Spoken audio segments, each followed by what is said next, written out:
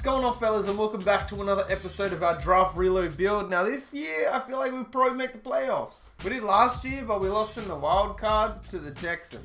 They were 9-7, and we were 12-4, and we lost. First of all, we have so many tight ends, it's ridiculous. We definitely need to fix this wide receiver situation. I don't know why they have a 68 overall Long Edward starting. It's not gonna happen on my team. Oh yeah, we signed Joe Flacco as well. That's crazy. We had to sign a quarterback, and I thought, why not sign Joe Flacco? You know, he was in a free agency. He wasn't doing much, so why not? All right, Brandon Lavoie is coming up to the slot because he's just ridiculously fast. Brandon Hornsby is going to be our starting tight end because he is a quick development. Wide receiver, I'm going to put Tim O'Neill. Yeah, that's exactly what we're going to do. If you missed the live stream episode, basically what happened was Madden had a really bad glitch. It got rid of our entire receiving core, got rid of Allen Robinson. It completely wrecked our entire receiving core. So this year, I don't expect to do as good, but hopefully these guys can develop into something special. I've already scouted for this week as well. There were 2 middle linebackers in the second round who were guaranteed superstars. But look at that, we're 2-1. I mean, I'm hoping there's like a really dominant receiver that we can pick up because we're starting to get a lot of depth, which I do like. It's not necessarily a problem. But this guy, for example, Antoine Lowry looks good. Can I get another B+?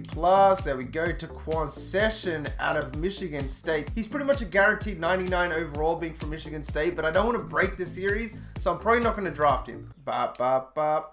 Griffin Gooch. Oh, shit. Now that I've scouted Griffin Gooch, I know that everybody's going to want me to get him. We beat the Texans. We beat them in both matchups. Check it out. We've got 3 teams with 4 wins, and then the Colts, the Colts are on 0-7. But it looks like it's going to be a tough year for the division, man. I don't know if we're going to be able to beat the Titans. Then we're going to worry about beating the Colts, and they haven't even won a game yet. So I don't exactly know what to expect. I really hope we can make the playoffs this year, but it just looks like our division is so AIDS, my dude. Gone ahead and scouted pretty much everybody in the early rounds. I did like Marshall Patterson because he did have an A-.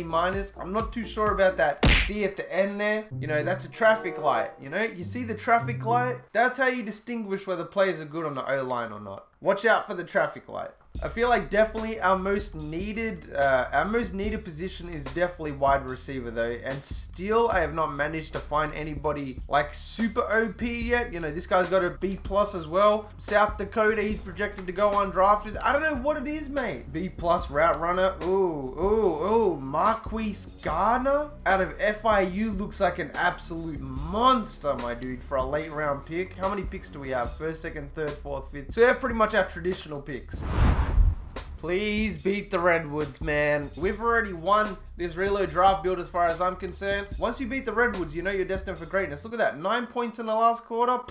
Alright, Colin Fisher didn't have a crazy game, but Ishmael Lippert, whoever this guy is, threw 2 interceptions and pretty much did nothing to help his offense. Even Joe Flacco got in there, mate. It's good to see that Joe Flacco got in there, and he attempted a pass, but he didn't complete it. You know, what more do you expect, though, from a backup Joe Flacco? Leonard Fournette had 124 yards. He just said, I'm gonna take over this game. And then Brian Gardner, our backup running back, had a touchdown as well, so that's what's up. I don't mind that as well. Like, normally I would go ahead and unload pieces like Brian Gardner. It's good to have depth on your squad, you know what I mean? Like, he only had 12 attempts, which is nearly half of what Leonard Fournette had, and got a touchdown as well. 6'1", 234, perfect backup running back to have on goal line. Brandon Hornsby, our tight end, with 72 yards and a touchdown. Good to see the tight ends getting involved. Tim O'Neill had 4 receptions for 18 yards. I don't even know how we're winning games. How are we winning games with our terrible receiving core? It's crazy, bro. Alright, so who do we need to look out for, though, is the real question. Bryant Chung won the Heisman today with the majority of the votes after having one of the best seasons for a quarterback. I have a feeling that Chung is probably going to be that once-in-a-generation quarterback. We'll have to see. I might even trade up for him. I'm not going to lie. If I do, I'm going to convert the name of our current quarterback over to him as well. So you don't have to worry about missing out on, you know, getting your player's name. I don't want any of these guys. Screw that.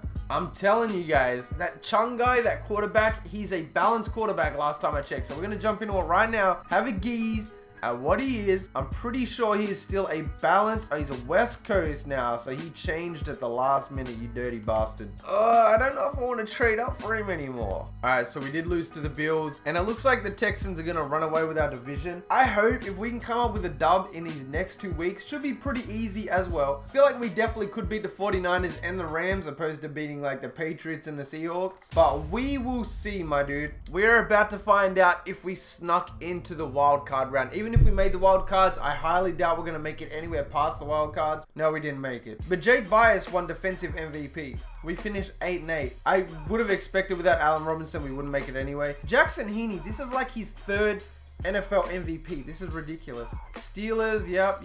Do we have anybody? No. Coach of the Year gonna go to Griffin Murphy. Ah, yikes. Okay, Leonard Fournette finished 4th on Offensive Player of the Year. That's not bad. It's a good start. Defensive Player of the Year is gonna go to Jake Bias. We already figured that out. But that's still amazing, dude. This guy was like a 5th round pick. We picked this guy up in the 5th round of the draft, and he's winning Defensive Player of the Year and shit. You know, that's crazy. Offensive Rookie of the Year, did we not qualify? We didn't. Brandon Lavoie finished 4th on that list. We also had Brandon Hornsby, Tim O'Neill, and Long Edwards, all 3 at 8, 9, and 10. Defensive Rookie of the Year, we did not win that either. Darian Shaletto finished 4th on that list. That's crazy, dude. That's the guy with the hella wrinkle ass. How's that? In the Super Bowl week, you get your last guaranteed superstar. Mac Woodyard is named the MVP of the All-Star game. So we have 2 guaranteed superstar quarterbacks. He is a pocket passer from Auburn. All of these quarterbacks are like 1st round projections. It's actually ridiculous. The only problem is though, is that balanced quarterbacks are the once in a generation players, like the 86, 87 overall superstars. Unfortunately, these guys decided to change midway through the season. So we finish up with 3 pocket passes and a West Coast in the top 4 quarterbacks.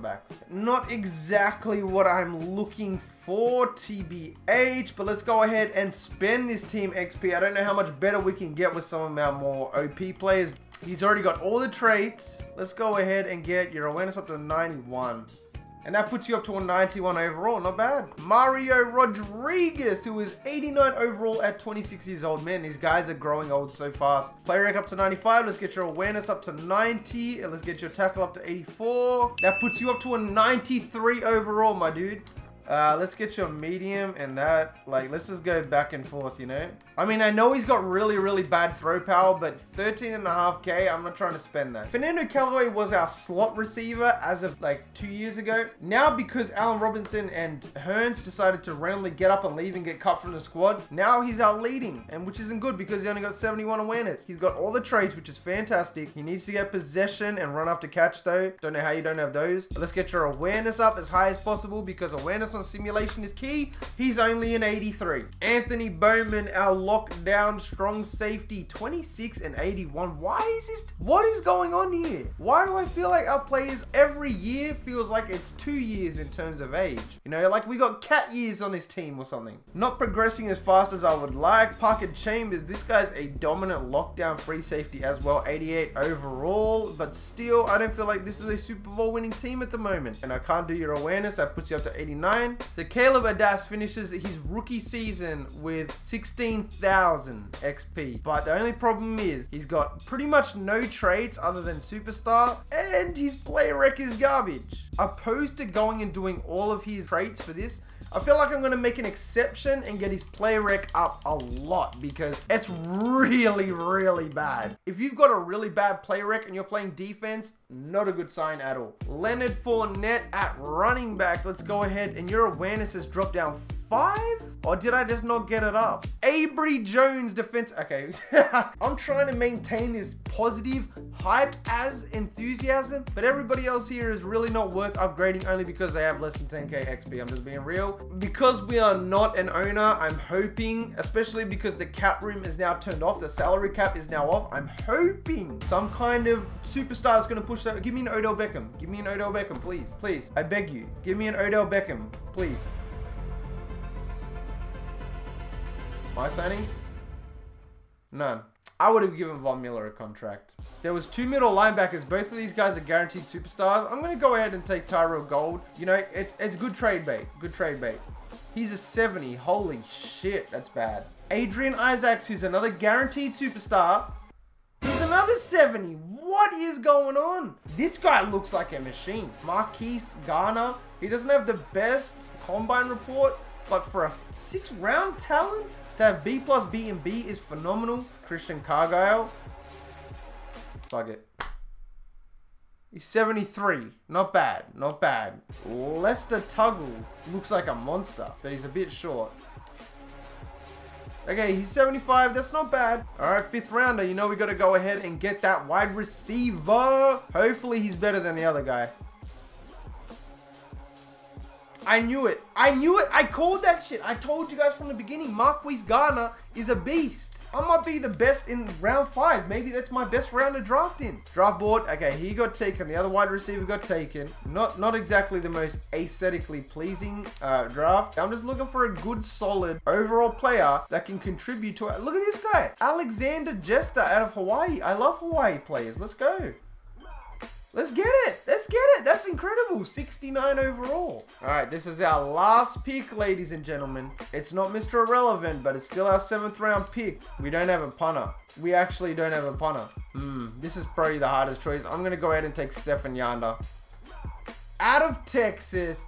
That's what I'm talking about, fellas. 93 kick power, 90 kick accuracy. It doesn't get any better than that. Tyrell Gold, middle linebacker. We picked up 2 70 overall superstar middle linebackers, which is beyond ridiculous. We got Lester Tuggle. We got Marquise Garner, who is out of doubt probably the best player that we drafted. He's got a really, really poor awareness, but once that comes up to like a 90, I'm projecting this guy's going to be really, really good. For the next episode, because it's going to be a stream episode, I'm probably going to save this guy to be renamed after one of you guys. He looks amazing, honestly. I'm really, really happy with that pick. Make sure you stay tuned for the live stream episode, which I'm guessing should be on Monday. If you guys made it this far, you are the real MVP, man. I hope the rest of your day is truly, truly awesome. And from me personally, I'm out.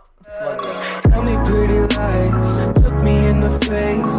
Tell me that you love me, even if it's fake. Cause I don't fucking care at all. You've been out all night, I don't know where you've been. You're slurring all your words.